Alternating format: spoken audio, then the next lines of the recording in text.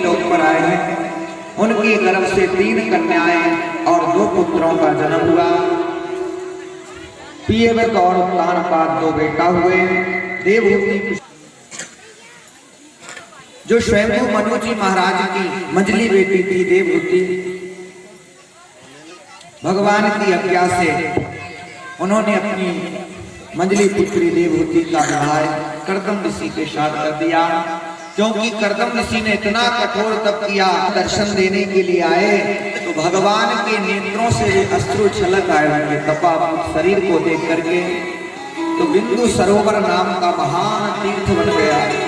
भगवान के नेत्र से आंसू गिरे, से बिंदु सरोवर नाम का महान तीर्थ बन गया। भगवान ने कहा आप विवाह कर लो। कर्दम ऋषि ने कहा प्रभु हम विवाह नहीं करेंगे, एक शर्त पर ही विवाह कर सकते हैं। भगवान ने कहा कौन सी शर्त? कर्दम ऋषि ने कहा कि यदि आप हमारे घर बेटा बनकर के आओ तो हम विवाह कर लेंगे। भगवान ने कहा ठीक है हम हमारे घर बेटा बनकर के पधारेंगे। भगवान ने वरदान दिया और कर्दम ऋषि ने भगवान की आज्ञा से स्वयंभू मनु जी महाराज की मंझली बेटी देवहूति के साथ उनका विवाह संपन्न हुआ। कर्दम ऋषि से विवाह करके अपनी कन्या का दान करके स्वयं मनु जी महाराज चले गए। कर्दम ऋषि भगवान के ध्यान में लीन हो गए। 10,000 वर्षों तक समाधि लगा। अब माता देवहूति उनकी सेवा में लग गई। जो राजकुमारी थी अपने पति की सेवा में लीन हो गई। केशों की जटाएं बन गई और 10,000 वर्ष के बाद जब कर्दम ऋषि जागे तो देखा उनकी आश्रम की कुटिया में एक बुढ़िया बैठी हुई है। कर्दम ऋषि ने कहा देवी आप कौन हो, कहां से आई हो? आजकल की पत्नी से पूछ लो कि कौन हो तुम, कहां से आए? तो पूरे खानदान को याद दिला देगी कि हम कहां से आए। दिला देगी कि नहीं? लेकिन ये माता देवहूति उन्होंने अपने पति कर्दम ऋषि को प्रणाम किया और कहा कि मैं स्वयंभू मनु जी महाराज की पुत्री हूँ और आपकी अर्धांगिनी हूँ, जो मेरे पिता आपसे मेरा विवाह करेंगे। कर्दम ऋषि को अब याद आया, बोले अरे देवी तुमने मुझे समाधि से जगाया क्यों नहीं? इतने समय से तुम इस कुटिया में निवास कर रहे हो। हम तुम्हारी सेवा से बड़े प्रसन्न हुए, वरदान मांग लो। माता देवहूति ने हाथ जोड़ करके कहा महाराज वरदान क्या चाहिए? आपने सेवा से प्रसन्न है तो अब आप गृहस्थ आश्रम को स्वीकार कीजिए। कर्दम ऋषि प्रसन्न हो गए और माता देवहूति को साथ में ले जाकर के उस बिंदु सरोवर में जैसे ही गोता लगाया तो 16 वर्ष के तो कर्दम ऋषि बन गए और 16 वर्ष किशोरी वो माता देवहूति बन गई। अनेक दासियां प्रकट हो गई कर्दम ऋषि के तप के द्वारा। और कर्दम ऋषि ने अपने तप के द्वारा एक दिव्य विमान बनाया जो देखने में महल जैसा लगता था। इस विमान का नाम था कामद विमान। ये मन की गति के समान चलने वाला था। आज तक संसार में कोई ऐसा विमान नहीं बना पाया जैसा कर्दम ऋषि ने अपने तप से बना दिया। कोई ईंधन नहीं, खर्चा पानी नहीं, केवल मन से सोचो वहीं चला गया। बहुत वर्षों तक विहार किया। कालांतर में माता देवहूति के गर्भ से 9 कन्याओं का जन्म हुआ। कर्दम ऋषि वन जाने लग गए। माता देवहूति ने चरण पकड़ लिए कि अभी घर में बेटा तो आए नहीं। तब कर्दम ऋषि को याद आई कि भी भगवान तो आए नहीं, हम वन में क्यों जा रहे? जब भगवान घर में आने वाले तो वन में जाने की क्या आवश्यकता है? तब कर्दम ऋषि रुक गए और कपिल भगवान ने अवतार ग्रहण किया। बोलो कपिल भगवान की। ब्रह्मा जी भगवान का दर्शन करने के लिए आए, कपिल भगवान की स्तुति करने के लिए आए अपने 9 बेटाओं के साथ। और कर्दम ऋषि की 9 पुत्रियां थीं।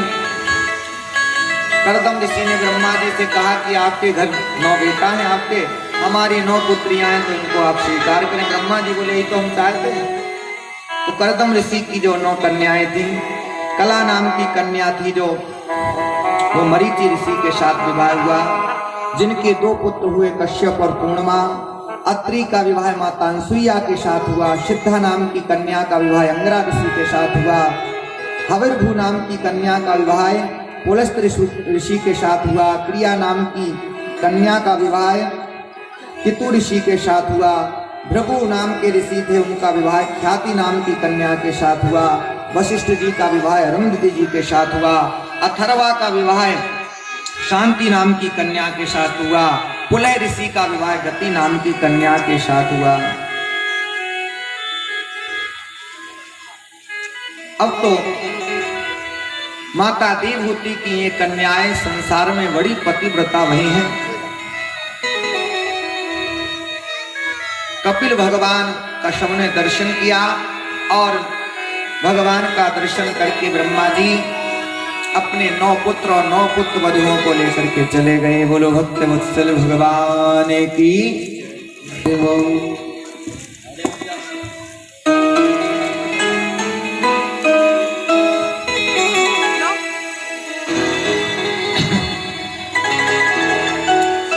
कपिल भगवान को परिक्रमा लगाई है कर्दम ऋषि ने और प्रणाम किया और वन में चल दिए। अपना लोटा सोटा कमंडल उठाया और वन को चल दिए।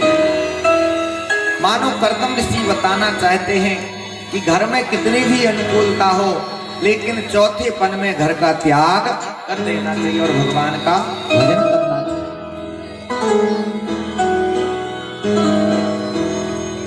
अब घर में कौन बचा उस विमान में? माता देवहूति और भगवान कपिल। आज माता देवहूति कपिल भगवान की शरण में आई हैं और कहा कि हे बेटा, तम त्वागताहं शरणं शरण्यं सोहेत संसारितरो कुठारम् जिज्ञासयायं प्रकृते पुरुषस्य नमामि सद्धर्मविदां वरिष्ठम्।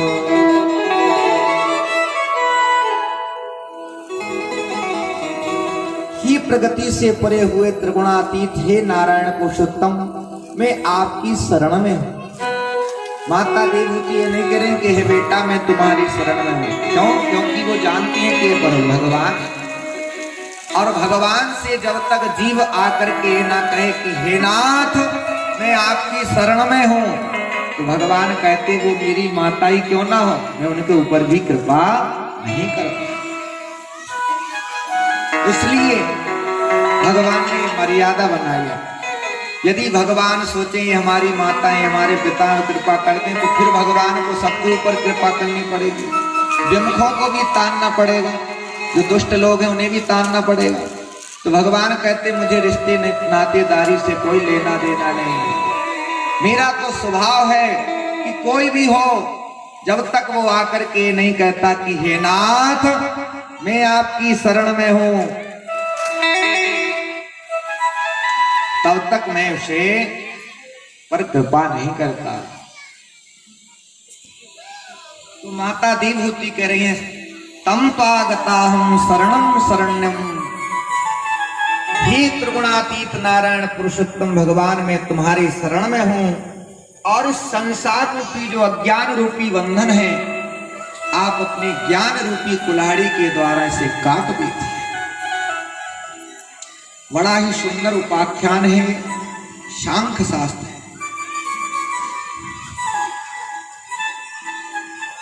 क्योंकि माता देवहूति कह रही हैं कि संसार में किसी को रस्सी से बांध दो अथवा लोहे की बेड़ियों से बांध दो तो कालांतर में रस्सी भी सड़ जाती, लोहे में भी जंग लग जाती, वो तो टूट जाती है। लेकिन जो संसार रूपी आसक्ति का बंधन है ये जितना पुराना होता जाता है उतना ही मजबूत होता जाता है। ज्यों-ज्यों व्यक्ति बूढ़ा होगा त्यों-त्यों उसे माया पकड़ेगी। पिशंग मजरा पासो ममात्मनया कवयो विधो। व्यक्ति ज्यों-ज्यों बूढ़ा होगा त्यों-त्यों उसे माया पकड़ती है, आसक्ति के बंधन में बंधता चला जाता। एक बुढ़िया थी, जंगल से लकड़ी लेने के लिए जाती थी बूढ़ी भी। अब एक दिन क्या हुआ, लकड़ियां जांदा बांध ली गट्ठर में, गट्ठर जांदा बांध लिया लकड़ियों का। अब वो उठे नहीं और लोग बस वो लकड़ी उसमें से निकाले नहीं। जब अधिक परिश्रम हो गई, परेशान हो गई, तो कहने लगी, हे मौत, अब तो तू ही आ जा और मुझे खा जा। जब मौत को बुलाया तो मौत भी आ गई। मौत को जैसे बुलाया प्रकट हो गई, बोली, हाँ तुमने मुझे पुकारा, किस लिए बुलाया? बोली, ये लकड़ी का गट्ठर उठवा दो, यहाँ जंगल में कोई नहीं था उठाने के लिए, इसलिए बुलाया। मैं मरने लायक थोड़ी हो गई, ये लकड़ी का गट्ठर उठवा कर मेरे सिर पर रख दो। तो संसार में कोई मौत को स्वीकार करना चाहते ही नहीं। कोई कितना भी बूढ़ा व्यक्ति हो जाए, उससे कह दो अब तो तुम मरने वाले हो, तो कहेगा अभी हम इतने बूढ़े थोड़ी हो गए जो मर जाएंगे।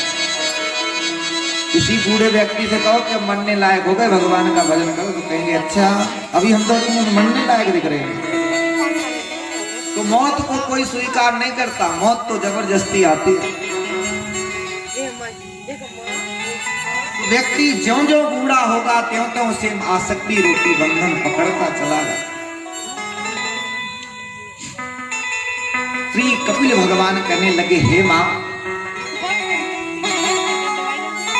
बंधन और मोक्ष का कारण केवल मन है।